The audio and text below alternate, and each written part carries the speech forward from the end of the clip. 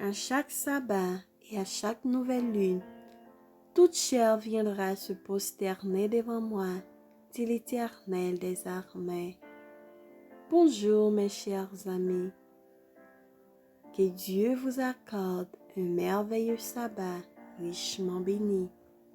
C'est la méditation du jour qui a pour titre Paul et Timothée. À Timothée, mon enfant bien-aimé, que la grâce, la miséricorde et la paix te soient données de la part de Dieu le Père et de Jésus-Christ notre Seigneur, désirant te voir afin d'être rempli de joie. 2 Timothée 1er, versets 2 à 4. En réintégrant sa cellule, après avoir quitté le tribunal impérial, Paul se rendit bien compte qu'il n'avait gagné qu'un bref répit.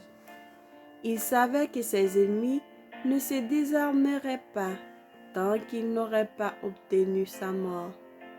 Mais il savait aussi que la vérité avait eu son moment de triomphe.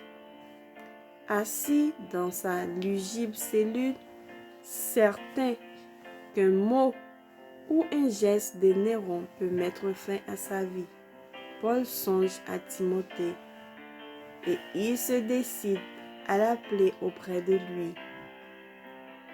Celui-ci, chargé du soin de l'église d'Éphèse, n'avait pu, par conséquent, accompagner l'apôtre lors de son dernier voyage à Rome.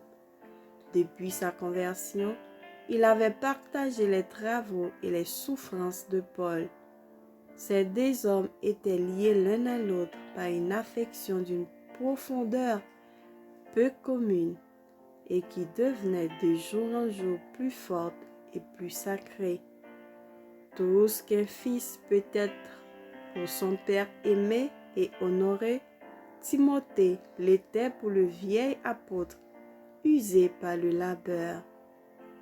On comprend dès lors avec quelle ardeur, dans sa solitude, ce dernier désirait le revoir.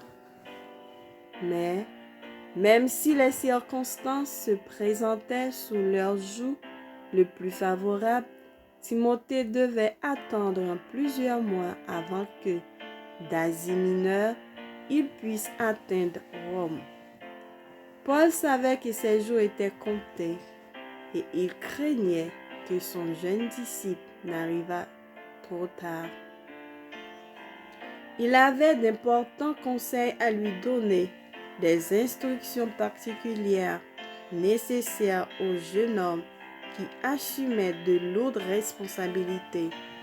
Et tandis qu'il le pressait de venir sans délai, il lui adressait ses dernières volontés, de peur de ne pouvoir le faire oralement.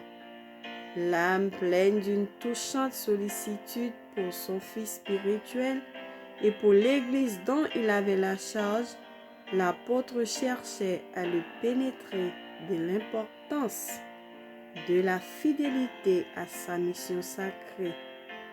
Paul confiait son bien-aimé Timothée à la garde du berger suprême, qui prendrait soin de son troupeau, malgré le sort fatal qui serait réservé à ses fidèles serviteurs.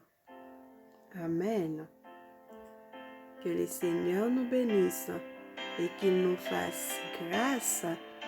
Bon sabbat, bonne adoration en Jésus-Christ. Amen. Amen. Viens Seigneur Jésus. Amen. Bon sabbat. À demain, si Dieu le veut.